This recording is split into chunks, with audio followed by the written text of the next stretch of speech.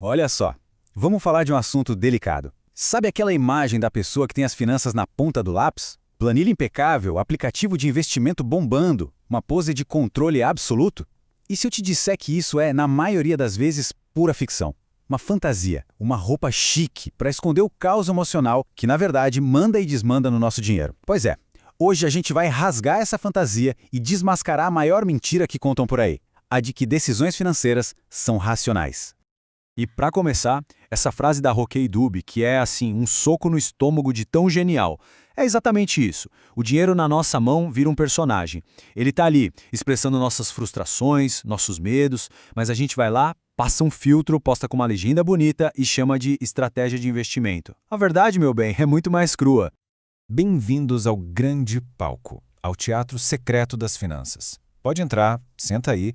Só um aviso, aqui os gráficos de pizza e as projeções de lucros são no máximo figurantes. Os protagonistas de verdade, aqueles que decidem o rumo da peça toda, são as nossas carências, as nossas ansiedades, aqueles desejos que a gente nem tem coragem de admitir em voz alta. E aqui tá o pulo do gato. A gente ama a ilusão de controle que uma planilha arrumadinha nos dá, né? É tudo tão lógico, tão previsível. Mas por baixo dessa capinha de racionalidade, o que a gente tá fazendo é dar um nome chique pro medo de ficar pra trás, pra necessidade de ser aceito, ou pra aquele vazio que a gente tenta desesperadamente preencher com a próxima compra por impulso. Agora a conversa muda de tom, fica mais séria, mais pessoal. Porque a autora da nossa fonte de hoje, a Roquei Dube, traz uma perspectiva que, olha, vira o jogo. É uma história que nos força a fazer uma coisa bem difícil: largar a tela do computador e encarar o espelho. Peraí, deixa essa frase respirar um pouco. A perda da visão física trouxe para ela uma clareza interna, brutal. E é essa clareza que abre a porta para a gente entender o que de fato move nosso dinheiro. Às vezes, a gente precisa parar de olhar tanto para fora para finalmente conseguir enxergar o que está aqui dentro. E essa imagem aqui escancara tudo. A autora percebeu que as decisões dela não vinham das projeções do mercado, mas das aflições da alma. Quem mandava não era a planilha, era o vazio. E a gente se ilude achando que com a gente é diferente. A gente conta a história bonitinha dos gráficos, a narrativa do investidor sagaz, mas quem puxa as cordinhas mesmo são as nossas dores mais secretas. Beleza, agora vamos para uma aulinha de ciência com cultura pop. Se prepara para conhecer o nosso cérebro, um sistema operacional da Idade da Pedra tentando, coitado, rodar um aplicativo de finanças do século XXI. E eu já dou spoiler, dá muito bug. E esse é o principal bug do sistema. Isso aqui não é achismo, não é opinião. É praticamente biologia. O nome técnico é aversão à perda. A dor de perder R$ 100 é sentida com o dobro da intensidade da alegria de ganhar os mesmos R$ 100. Nosso cérebro foi forjado para evitar o perigo, para fugir do leão, não para otimizar o lucro de um fundo de ações. E essa lista de prioridades aqui é simplesmente perfeita. No topo tá o quê? Ameaças imediatas. O leão correndo na nossa direção. E lá no fim da fila, bem no fim mesmo, depois de decidir o que jantar hoje, tá o quê? Escolher o melhor ETF do mês. Sabe por quê? Porque a aposentadoria não provoca dor hoje. E para o nosso cérebro paleolítico, se não tá doendo agora, não é prioridade. Simples assim. Então, isso explica muita coisa, né? Por que a gente insiste naquele investimento que só afunda? Porque vender e aceitar o prejuízo é o mesmo que botar uma placa no pescoço dizendo eu errei. E vamos combinar, encarar a nossa própria falha, a nossa humanidade, é infinitamente mais apavorante do que qualquer gráfico vermelho piscando na tela. Ok, até agora parece que a emoção é a grande vilã da história, certo? A maluca que atrapalha tudo. Pois é, só que não. Vamos virar essa chave. E se as emoções não forem o problema? E se elas forem, na verdade, o mapa, o roteiro secreto que aponta para aquilo que a gente realmente valoriza?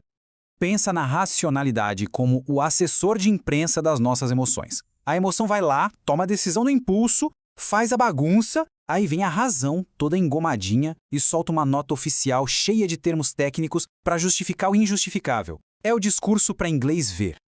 E a emoção, a emoção é a dona do show. É a roteirista, a diretora e a produtora. Ela que decide a história, quem entra, quem sai e qual vai ser o final. A razão, coitada, só organiza a fila da pré-estreia. Aceitar isso já é o primeiro e gigantesco passo para retomar o controle. Para pensar na última compra grande que você fez. Aquele celular novo, aquela viagem. A gente fala que foi uma oportunidade, um bom negócio. Mas qual era a legenda invisível por trás? Era para provar para o seu pai que você venceu na vida? Para fugir da solidão de um domingo à tarde? Para postar aquela foto e mostrar para um ex o que ele perdeu? Ser honesto aqui é a chave. O dinheiro sempre fala, e quase nunca é sobre dinheiro. E agora a gente vai para a parte final da nossa conversa, para descobrir o que é riqueza de verdade. E já adianto, não tem a ver com o número de zeros na conta. Tem a ver com algo muito mais valioso e, pasmem, muito mais rentável no longo prazo. Fica a pergunta: o que, afinal de contas, pode dar um retorno maior do que o produto financeiro mais badalado do mercado? Qual é esse ativo secreto que ninguém comenta lá na Faria Lima? A resposta é essa: simples, poderosa. Pode até soar meio clichê, mas tem base científica. O nosso cérebro, essa maquininha complexa, libera muito mais recompensa, muito mais dopamina quando a gente se sente útil, quando faz parte de algo maior, do que quando simplesmente acumula dinheiro. Propósito rende mais que dividendo. E é aqui que o conceito de riqueza emocional entra. E atenção, isso não é papo de autoajuda para ser fofo. É sobre ser preciso. É sobre ser cirúrgico. Um investidor que não entende o próprio medo é como um piloto de avião que não entende de turbulência. Uma hora, a casa cai. Se conhecer é a melhor ferramenta de gestão de risco que existe. Ponto. Chegamos ao fim.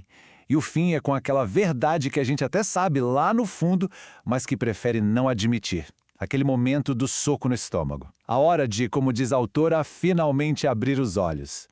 E a verdade é essa. Aceita que dói menos. A gente não é uma máquina de lógica que de vez em quando comete um erro emocional. A gente é uma tempestade de emoções que de vez em quando, com muita sorte, tem um lampejo de clareza e não faz uma besteira muito grande. Os bancos sabem disso, o marketing sabe disso. A diferença é que agora essa informação também está do nosso lado. E agora, depois dessa pequena bagunça nas nossas certezas, fica a curiosidade. Qual foi o último lampejo de lucidez que te salvou de uma decisão financeira desastrosa? Conta aqui embaixo, vamos trocar essas histórias. E claro, se esse jeito de investigar a verdade por trás do dinheiro faz sentido, se inscreve aí para não perder os próximos capítulos. Um agradecimento imenso ao professor Júlio Facó, que tem um talento único para garimpar esses tesouros, e a genial Roquei Dube, do blog Dinheiro que Me Veja, por nos emprestar essa visão tão potente. A gente se vê na próxima.